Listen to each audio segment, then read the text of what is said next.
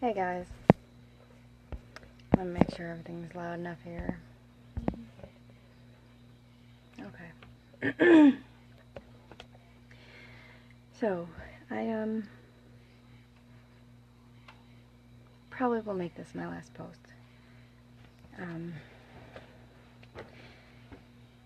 I just want to tell everyone that this is Shawn. It's my brother, Shawn Meech. Great smile, great guy. Loved my 3 kids.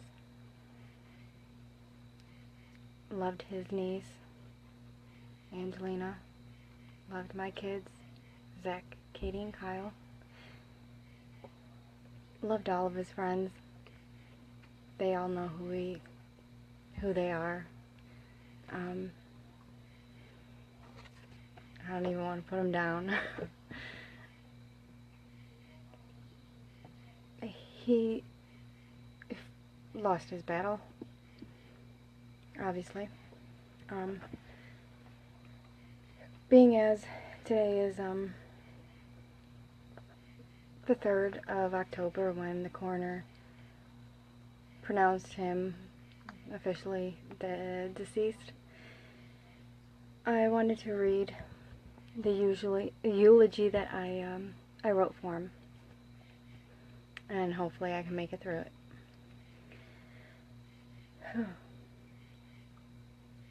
My eulogy, my see you soon to my brother.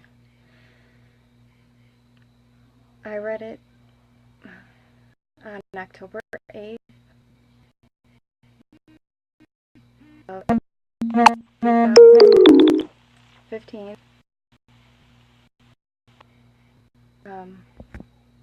Sorry, 2015, which was the day that his funeral services were.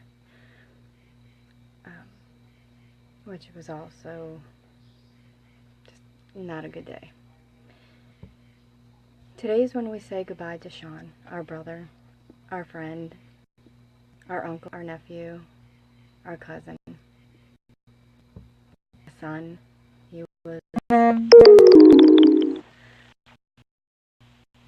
Uncle Meech, or Meech, as many referred to him, will forever be in our minds and in our hearts. His body, now reduced to mere ashes, was only a shell that his soul wore daily. His soul has been set free, and he is watching over us, listening to us, our kind words, our constant, repetitive question asking. I'm sorry. His soul has been set free, and he is watching over us, listening to us, our kind words, our constant, repetitive question asking why, a question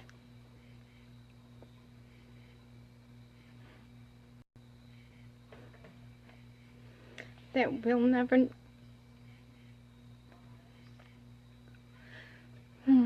a question that we know we'll never quite have an answer to.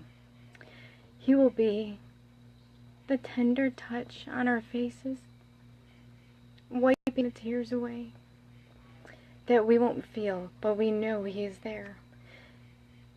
He'll be listening to the songs in our hearts, and ultimately, he will be the one trying to ease our pain. Keep your eyes and ears alert, because through my talks with one of Shawn's closest friends from the Iris Lane Gang and Company, Leanne Portler Ahmed, brought it to my attention that Shawn believed in reincarnation. I think we will see him among the things we knew that he loved and enjoyed, regardless of our personal beliefs. We will see parts of him in the people we meet, come in contact with, those in passing, and maybe even in others' mannerisms, or certain quirks. he also was concerned about being reunited with his loved ones. Maybe he meant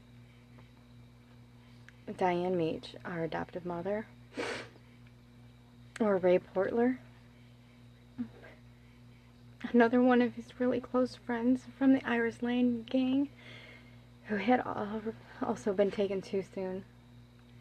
I hope they had both met him with open arms, as well as other family and friends that had been taken before their time.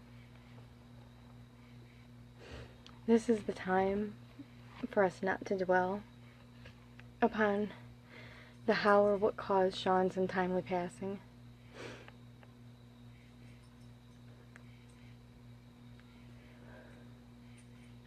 Instead,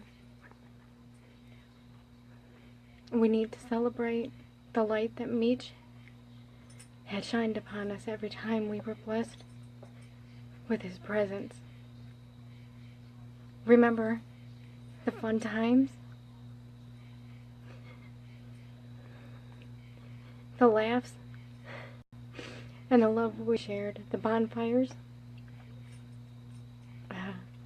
getting drunk and sneaking into the football field at North High. And now I can't even remember why we did it.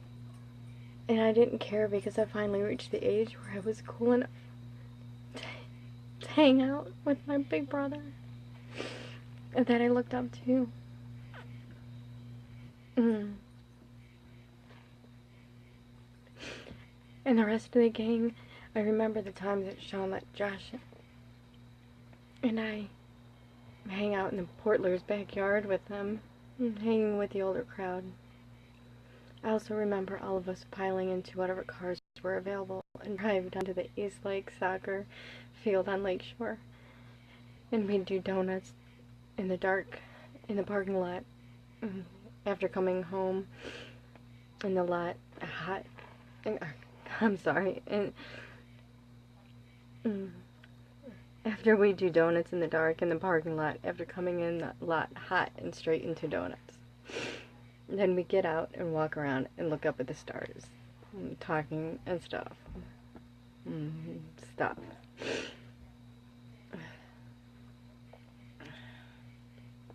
And this is for Josh. Josh, you need to remember the love Shawn had for us and how much he cared for us until his last breath. He loved Angelina as well as my children, Zach, Katie, and Kyle. He loved to take them to the park and read them stories and just spoil them. Remember that always. Breathe in the positive, exhale the negative, and keep him in your heart. Rest in peace, big brother. Even though we are now miles apart, you are forever close to me in my heart. That's the eulogy I wrote for my brother, and that I got up and read at his ceremony.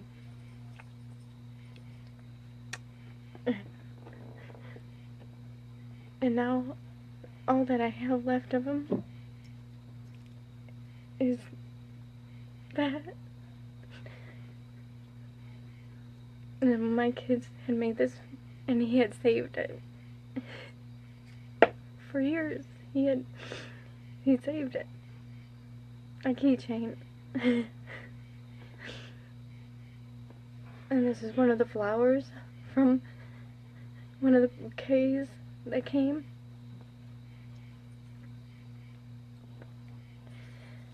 And I have a keepsake urn that I keep him around my neck.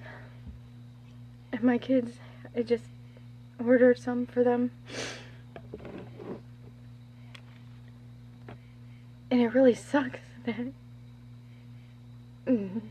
we couldn't help him in time. And I don't know how else to keep anyone whose family might be having the same issues with loved ones that are fighting the same battle he did.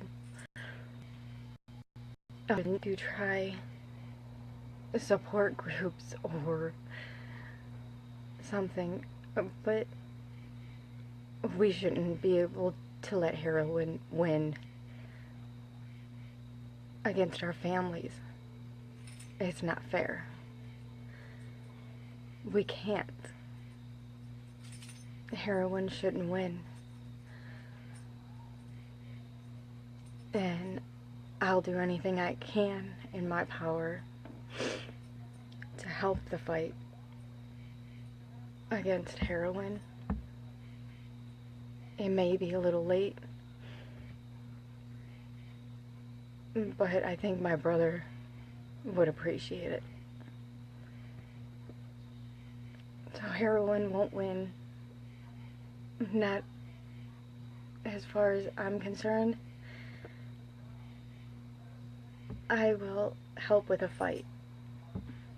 I will spread my story as much as I can, and I appreciate anyone who would share as much as you can, because this is a sad life for people to live, and the grieving is worse.